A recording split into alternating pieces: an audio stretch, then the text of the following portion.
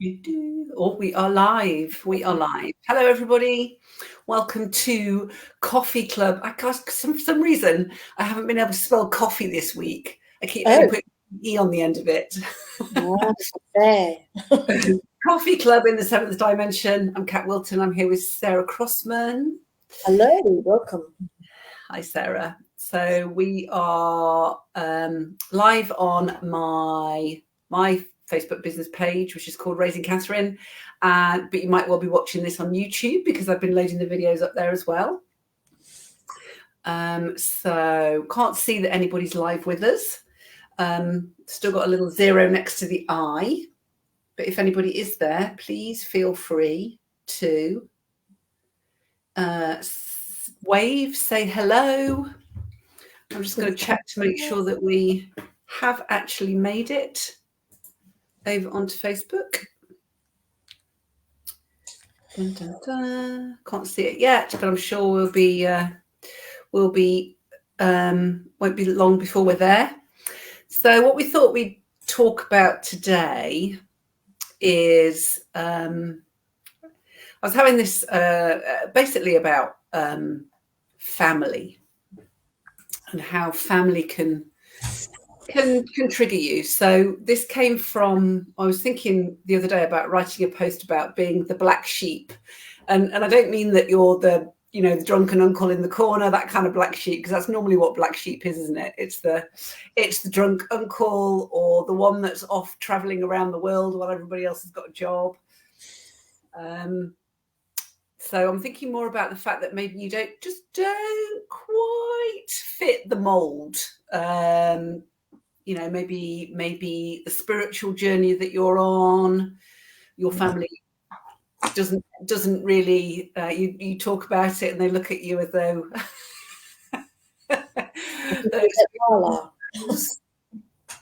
I mean, one of the things so I've just been home to see my dad at the weekend.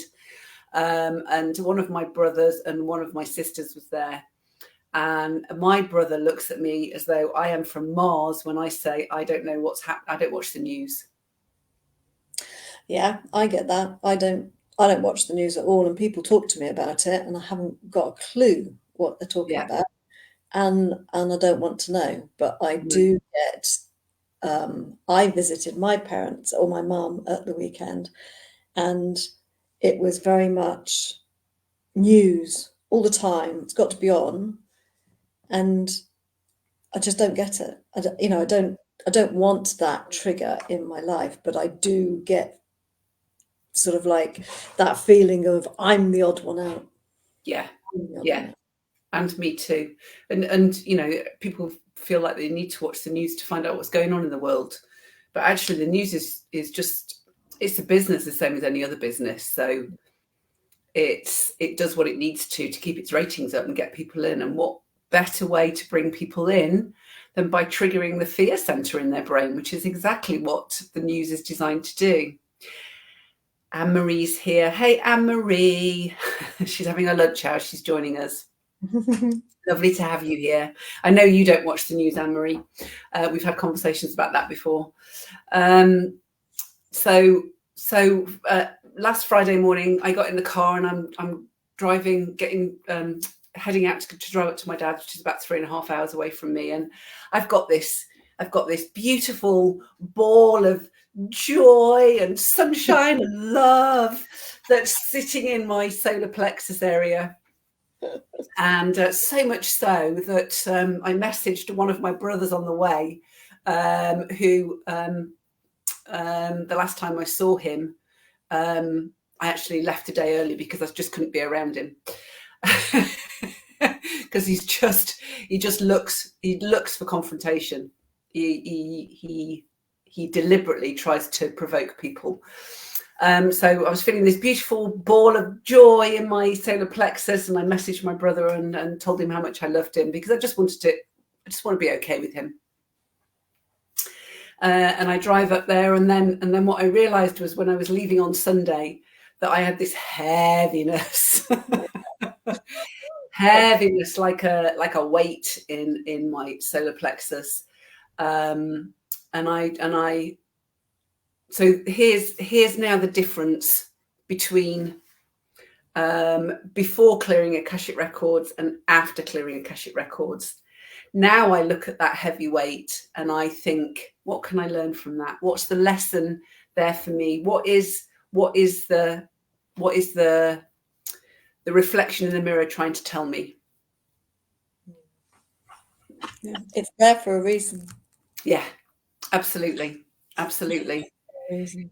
And it was really interesting, actually, because one of the nice things about when you're driving, certainly on the motorway, is your mind tends to drift, doesn't it? Or it can just, it's that place. I find now it's that place where I kind of go into a bit of a zone.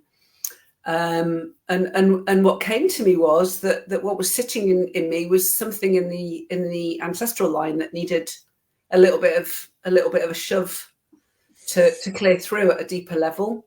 And that was the fact that every single Wilton in my family has the need to be right, that their way is the best way and nobody else's way is any good at all. Okay. That's quite a realization. Yes. We all shout loudest, no, you want to do it this way, no, you need to do it that way. And this is definitely something that's been coming up for me recently in business building. Is not being not it, there are other ways, there are other routes, there certainly are, and people try different ones, and that's great, and that's it's wonderful that we've got so much choice. But that's what came up for me, so that was quite nice. And I cleared that in our ancestral Akashic records just as I was driving along, because you can clear with intention, can't you? That intention, absolutely. It's the beauty of it. And then I brought myself back to what's the feeling that I had when I was driving up to my dad's on Friday, and I brought that joy back in and that lightness. So how did you feel once you cleared it? Then you did feel joy and lightness. You felt the shift. Did I feel a shift? I don't know that I did in that exact moment, but what I was guided to do after it was to go and look, to go and remember the joy and the lightness and the love. Because really it's all about choosing love at the end of the day, isn't it?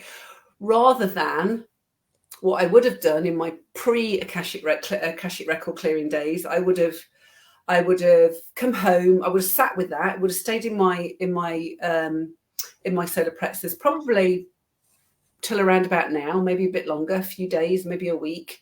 I would grumble about how nobody sees me, nobody hears me, I'm the baby of the family. And no one takes any notice of my opinion on anything. And I've been like, for a few days.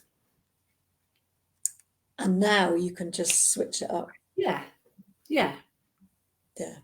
I think, triggered, gosh, that's such a interesting word, I think, because people get triggered by all sorts of things. But the thing that I feel that when I go home, in fact, I actually don't have to go home. It can be on a WhatsApp message. Let's face it.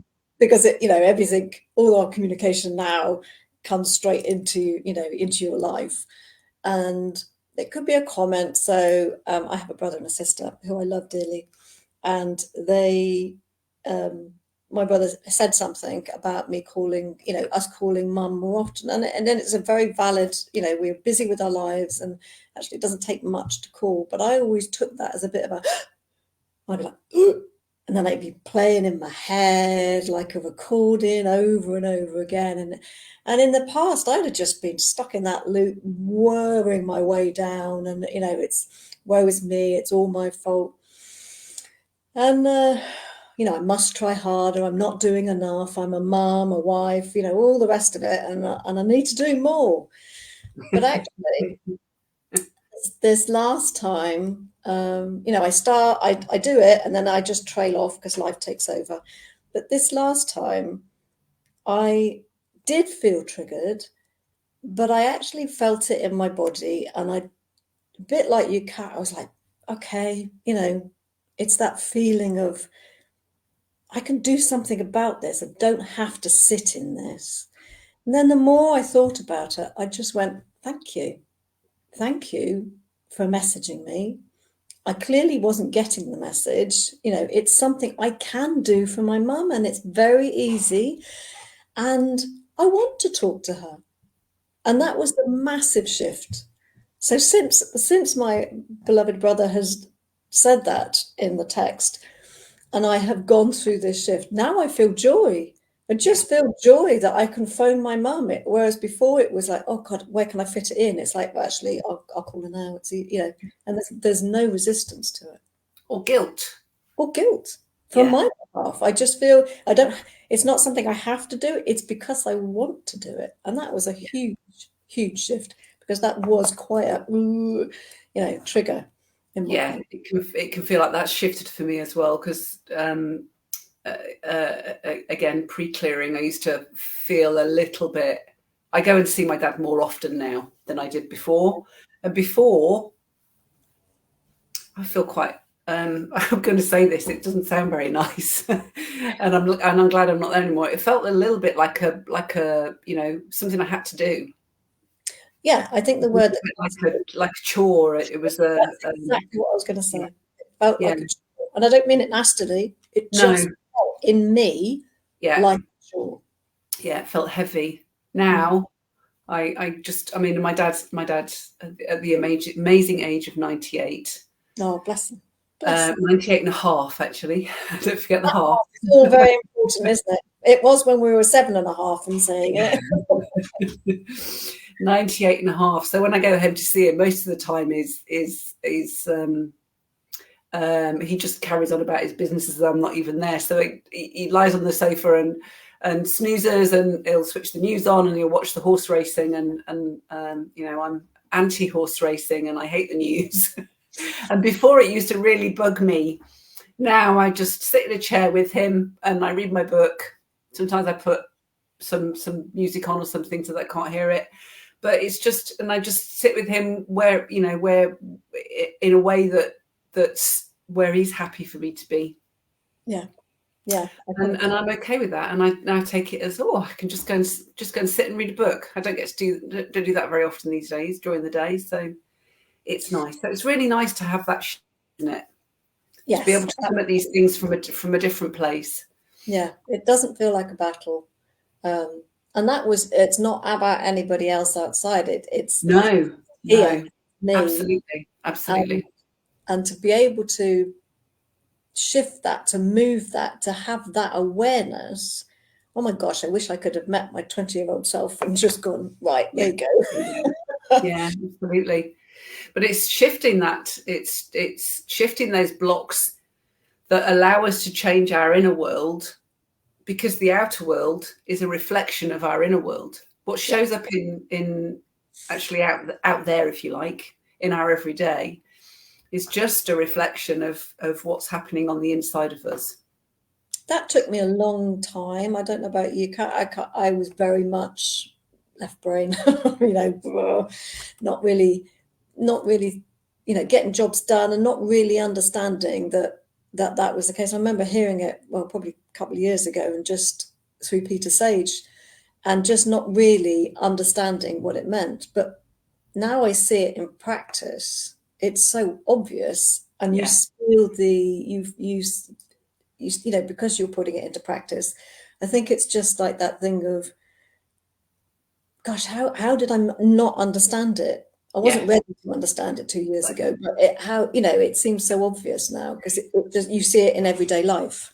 You can experience it now, and I think that's the difference. So when I first heard it, I kind of went, okay. I can't remember what I thought, actually, to be honest.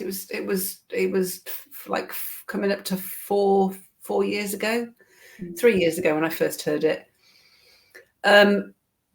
I understood it at an intellectual level, but I didn't know how to experience it. I didn't know what I needed to do to be able to experience it. And again, that's what clearing my records has done for me. It's allowed me to experience these things as opposed to just knowing them at an intellectual level. Because when you know them at an intellectual level, and that's as far as it goes, generally speaking, it's just surface. It's just surface level. You don't know how to put it into practice in your life. But when you can actually feel it in your body, then it's different.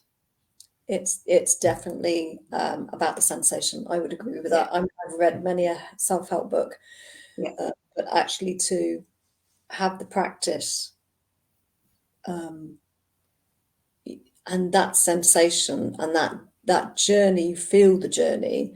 You can't actually. I would never have got it if I hadn't have done my clearing. I would never have got it. I don't think. No, I don't think I would have done either, because all this stuff was in the way. That J word, it's coming up to Strictly Come Dancing season. I think this weekend or next weekend is the kickoff. I'm a big fan. I always talk about the J word, the journey. It's all about the journey. All about the journey, and actually it really is. It really is. It's all about the journey. Anne-Marie's just put in the comments that she avoided spending time with her dad for decades, right up until his death in 2022. And since clearing her records, she feels sorry that she avoided him because he clearly loved her a lot. But at the same time, she feels that she's in contact with him now and he's enjoying it. He's enjoying being in contact with her now. And I think that's, when you're really in connection with the universe, you really can feel the love coming from everywhere. Yeah, my whole body is just gone into tingles. That's beautiful. Yeah. How wonderful to be able to have that opportunity. Yeah, absolutely. She might beat herself up or, be disappointed that she didn't have that contact, but now she has, and that is beautiful. Yeah, absolutely. And you can stop beating yourself up because we're all just doing the best that we can. We're all just doing the best that we can with what we've got. So I wanted to kind of segue into ancestral karma. So just a quick recap on the Akashic records, that they're a cosmic library that exists in the seventh dimension, and they contain a history of our soul since its inception, all of the positive karma, all of the good things that we've done in alignment with our soul blueprint, and then all of the negative karma, all the things that we've done out of survival and fear and things like that. And I like to think of it like almost like an extension of your subconscious. So it's almost like you're kind of plugged in with an energetic umbilical cord. Oh, I like that. Yeah, an energetic umbilical cord into this energetic cosmic library, and you've got access to all of those limiting beliefs, negative programs, patterns, blocks, all of that. You've got access to them, and you can re-trigger them at will. So what Sarah and I both do is we guide people to clear all of that negative karma from their Akashic records, and it's kind of outside of what your brain can imagine, isn't it? It's definitely very much, you're energetically traveling up to the seventh dimension and accessing your records via your higher self. So we don't go outside of ourselves. And I mean, I had no idea what it was going to do for me when I came in to do this. It was just, I was called, my inside said go, so I did. Yeah. I mean, that was the same for me. I just knew I had to do it. I knew it. Yeah. I didn't understand it. I couldn't have explained it, but I just knew I had to do it. Absolutely. And what so we clear from our own soul's past and present lives, but we also clear our ancestral lineages. So our mother's ancestral line, our father's ancestral line, and it is said that. And I say it like that, as in it is said, rather than this is fact, because, I still have that little left person devil on my shoulder going, what are you talking? Can you hear yourself? This doesn't make sense at all. What are you doing? That there are various souls that have come here this time, that have been incarnated on the planet this time, and they came into their families to clear their ancestral lineages of all of this karmic debt. So, you only have to look back, don't you, through families and the kind of scarcity mindset. And, my dad still now, the only reason he's given up driving at the age of 98 because he's decided he doesn't want to pay £1,000 for his car insurance anymore. He's got more money than he knows what to do with.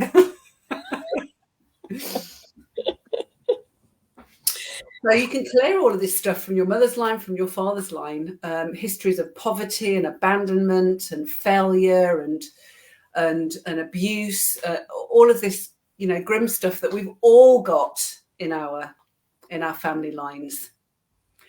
And again, it's all this heaviness just gets released, doesn't it? It does. And again, when you go through it, it's really hard to explain, what you thought was going to happen, or try and remember what you thought was going to happen, or how you felt. I should have kept much more of a diary, but it was just this unknown.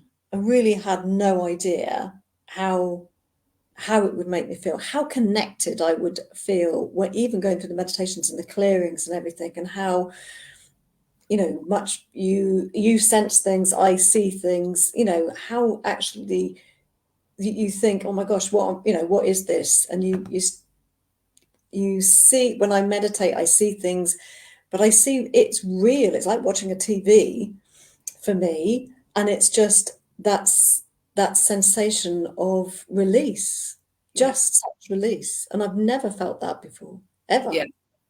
It's getting rid of all of the things that have been. It's almost like you were sitting. So we'll take my Wi-Fi as an example. Sitting down the road at my house, trying to go live on the internet, and it's not very good. So it's a real patchy, sketchy, in and out, fuzzy picture that happens on when I come to go live on Facebook.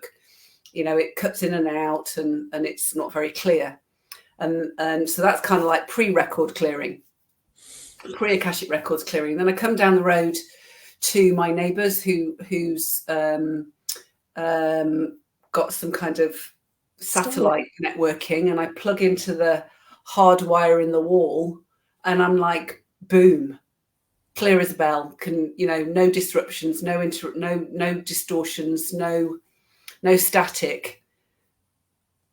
And it's just, God, I'm doing well with the analogies today, aren't I? The umbilical cord and the network, internet. Thank you, my guides. We'll just drop it in.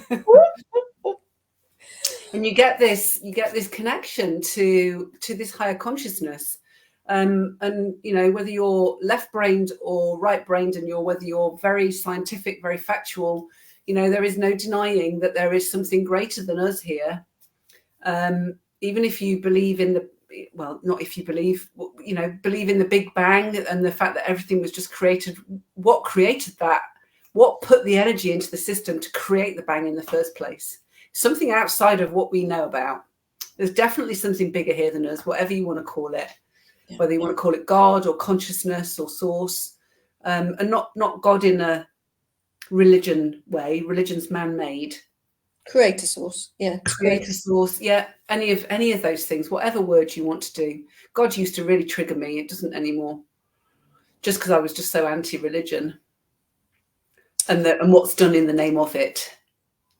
Yeah, I think it gave a lot, but I think it's taken a lot as well. Having been a churchgoer, yeah. I do see things a lot more differently now. Yeah, absolutely. Absolutely. So there's this great thing that you can clear your records of your ancestral lineage, your ancestral lines of all of their karmic debt. You're going to clear it for yourself. You're going to clear it for your family that already exists, that are living, and you're going to clear it for your family that's passed as well, because that soul is going to come back somewhere at some point. Yeah. And also you're clearing forwards for your children and all of that family that's yet to even be a twinkle in somebody's eye yet.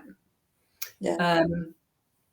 So, I mean, I don't have children of my own, but I have many, many, many nephews, nieces, great nephews, great nieces, great great nephews, great great nieces. So it's, to feel that you're doing that as well for your family, for clearing all of that for them.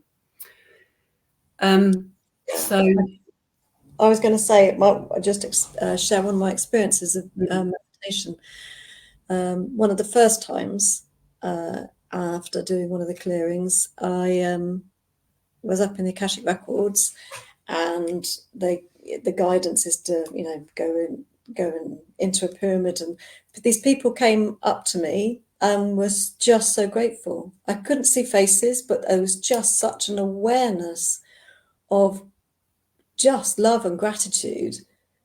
And I don't mean that as, oh, look at me. I was really humbled that I felt this surge of energy, and I realized that it was generations saying thank you, and the release that they would have had. Yeah. I mean, if I'd have been talking to myself 5 years ago and said this, I think, oh,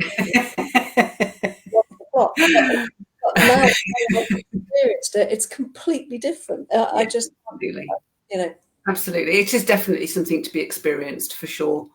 And it's here's the thing. Here's the way that I look at it now. If you can get some help from something bigger than you, why wouldn't you? Why struggle? Why struggle and force things when you could get some help from something that's bigger than you, i.e. you can access your Akashic records, because these weren't always available. They're available now at this time while we're here now. There's stuff going on right now that means that we need, that we get access to them now. And that actually you can actually start to live your life in a completely different way if you want to. But you just got to be open to the idea of it, open to the idea and open to the possibilities that it will bring in. Because none of us, it's for all of us that have been through it, and I'm sure Anne-Marie would agree, it's a bit, there's not a lot of tangible stuff you can get your fingers around. I'm not going to give you a drink and say, here, this is going to make you feel better. It's your journey. It's everybody's individual journey, and we're all different, and we all have a different way. And it's that trust. You'll know that you're in the right place. You'll know when you're ready to make that step. Like Kat, you knew, I knew. I couldn't explain it, but I knew. Yeah. And if you speak to a lot of people that have stepped forward and been on the journey, everybody knew it was the next step.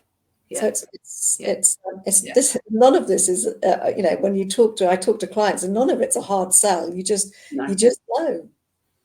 Absolutely. Well, it's because our souls contracted before we even came here, to work together. So who knew that all those years ago?